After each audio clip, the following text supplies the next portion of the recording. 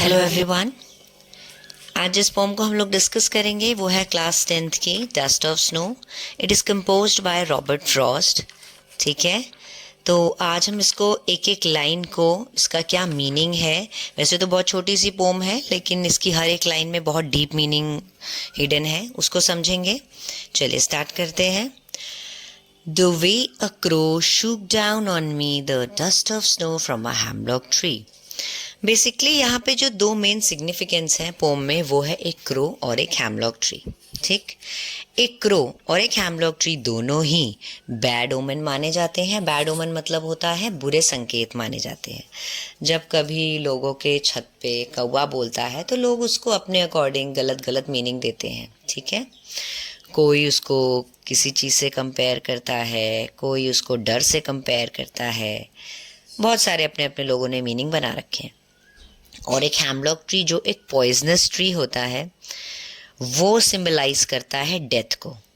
ठीक है, तो अल्टीमेटली देखा जाए दोनों ही ऐसे वर्ड्स हैं, ऐसे टर्म्स हैं जो कुछ ना कुछ एक गलत चीज़ को संकेत करते हैं। तो क्या ये दोनों गलत चीज़ कुछ गलत चीज़ कर रहे हैं या ये दोनों गलत चीज़ कुछ सही चीज़ पर एम्फेसिस कर रहे हैं? ठीक, चलिए समझते हैं। तो ये डस्ट ऑफ स्नो जो है, डस्ट क्या होती है? बेसिकली किसी भी चीज़ के स्मॉल स्मॉल पार्टिकल्स। तो यहाँ पे जो स्नो के पार्टिकल्स की बात हो रही है और वो स्नो के पार्टिकल्स गिर रहे हैं हैमलॉक ट्री से, जो एक ऐसा ट्री है जो स्नोई एरिया में ग्रो होता है। ठीक, the way a crow shook down on me the dust of snow from a hemlock tree. इसमें होता ये है, जो पोएट होते हैं हमारे वो अपने बारे में बता रहे हैं कि एक दिन वो बहुत ही ख़राब मूड में थे और वो हैमलॉक ट्री के नीचे जा बैठे और जब वो अपने दुख में इनग्रॉस कुछ सोच रहे थे, बेसिकली कुछ पार्ट ऑफ द डे उनका जो ख़राब हो गया था वो उसके बारे में सोच रहे थे और सोचते सोचते वो अपने दुख में पूरी तरीके से डूबे हुए थे और वो यहाँ तक सोच रहे थे कि अब उनके साथ इतना बुरा हो गया है कि वो अपनी लाइफ को एंड कर लेंगे। ठीक, उसी समय एक क्रो उस ट्री की ब्रांच पे आती है, उस हैमलॉक ट्री की ब्रांच पे आती है। उस ट्री के आने से उस क्रो के आने से उस ट्री में कुछ सडन मूवमेंट होती है। उस मूवमेंट की वजह से उस ट्री में जो स्नो लगी होती है वो धीरे धीरे स्मॉल पार्टिकल्स में नीचे गिरने लगती है और नीचे बैठे थे पोएट। तो जब वो डस्ट ऑफ स्नो पोएट के ऊपर गिरती है, it gives the mood off the poet a little lift up.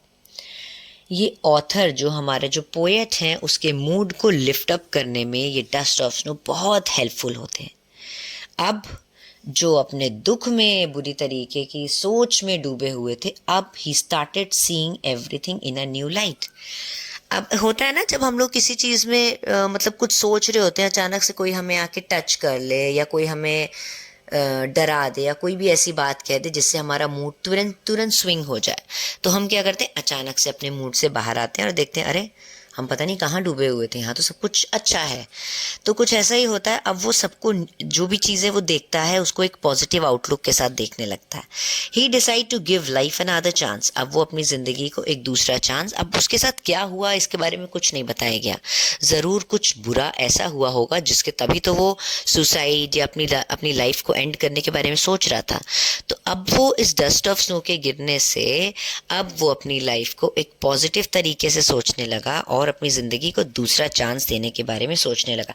अब आप ये सोचो कि ये दोनों ही गलत चीज़ों ने कितना बड़ा चेंजमेंट पोएट के लिए ले आया। तो इससे पता क्या समझ आता है कि हर चीज़ जो हमने सोच ली कि भाई ये बुरा संकेत है, वो सबके लिए बुरी हो ऐसी ज़रूरी नहीं है। हर इंसान अपनी सोच के अकॉर्डिंग चीज़ें बनाता है। आप सोचो कांच का टूटना अगर अच्छा है तो आपके लिए शायद अच्छा हो जाए, अगर आप सोचो कांच का टूटना बुरा है तो आपके लिए वो बुरा ही वो हो जाएगा। आप कहीं जा रहे हो, बिल्ली रास्ता काट गई, आपको लगेगा अरे मेरा तो काम तो बेकार हो जाएगा, अपने माइंड में आपने नेगेटिव थॉट भर लिए, तो शायद वो अच्छा हो भी सकता था तो भी आपको उसमें वो फील आएगा नहीं। तो अब पहले तो अपने माइंड से ये छोटे छोटे जो गलत टर्म्स हैं इसको आपको निकालना पड़ेगा। ठीक, अब आगे बढ़ते हैं। The poet is a symbolic, the crow symbol, basically यहाँ क्रो एक बैड ओमन है जो फियर को रिप्रेजेंट करता है और हैमलॉक ट्री जो डेथ को रिप्रेजेंट करता है, जो एक पॉइजनस ट्री होता है। पोएट हैमलॉक ट्री के ऊपर बैठता है और वो उसका जो डेस्पेयर सुसाइडल फ्रेम जो पोएट के माइंड का होता है उसको वो किस तरीके से चेंज करता है। वो चेंज होता है सिर्फ और सिर्फ क्रो के उस ट्री पे आ जाने से। ठीक है, तो ये पोएट के लिए बहुत ही हेल्पफुल साबित हुए हैं। नेक्स्ट पैरा देखते हैं। Has given my heart a change of mood and saved some part of a day I had dreamed. अब पोएट कहता है कि इसने तो मेरे दिल में एक तरीके से नई उम्मीद जगाने का काम किया है। हैज़ गिवन माई हार्ट, इसने मेरे दिल को एक मूड चेंजिंग स्विंग दिया है और इसने मेरे पूरे दिन का वो पार्ट सेव कर लिया जो शायद मैं बर्बाद कर देता अपने छोटे से जो भी आज मेरे दिन में पूरे दिन में जो छोटा सा पार्ट गलत हो गया या बुरा हो गया मेरे साथ, जिसकी वजह से मैं पूरा दिन दुख में डूब के बाकी की शायद कुछ अच्छा भी हो सकता था तो वो भी मैं ख़राब कर देता। लेकिन क्रो के आने से उस हैमलॉक ट्री पे दोनों ही बैड ओमन किस तरीके से पोएट की लाइफ में एक पॉजिटिव लाइट लेकर आते हैं। ठीक है, तो लाइफ में किसी भी छोटी से छोटी चीज़ को इतना अंडर एस्टिमेट नहीं करना चाहिए। हमारे लिए क्या पता कोई बहुत छोटी सी चीज़ बहुत बड़ा चेंजेस कर जाए। ठीक, तो हमेशा लाइफ को पॉजिटिव तरीके से देखो। ग्लास में आधे ग्लास में पानी है तो आप उसको ये ना कह के आधा ग्लास खाली है, उसको ये सोचो आधा ग्लास भरा है। बिल्ली आपके रास्ते के आगे से निकल जाती है तो सोचो शायद बिल्ली को ज़्यादा जल्दी होगी कहीं जाने की। ठीक, अल्टीमेटली अगर आपके माइंड की अपब्रिंगिंग ऐसी हो रही है कि आप हर चीज़ में गलतियां निकाल रहे हो या उसको गलत तरीके से देख रहे हो तो कहीं ना कहीं आपकी सोच में कुछ ना कुछ कमी है। और जिस दिन आप अपनी सोच को लिफ्ट अप कर लोगे आपके मूड में ऑलरेडी या हमेशा के लिए ही चेंज आ जाएगा।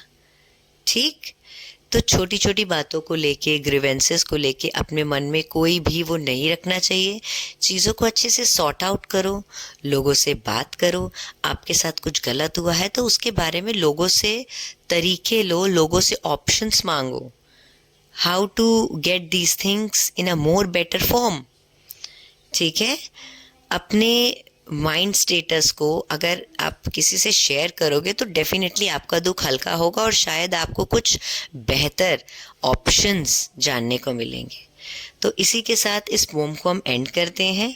ठीक है, आई होप आपको ये समझ आई होगी।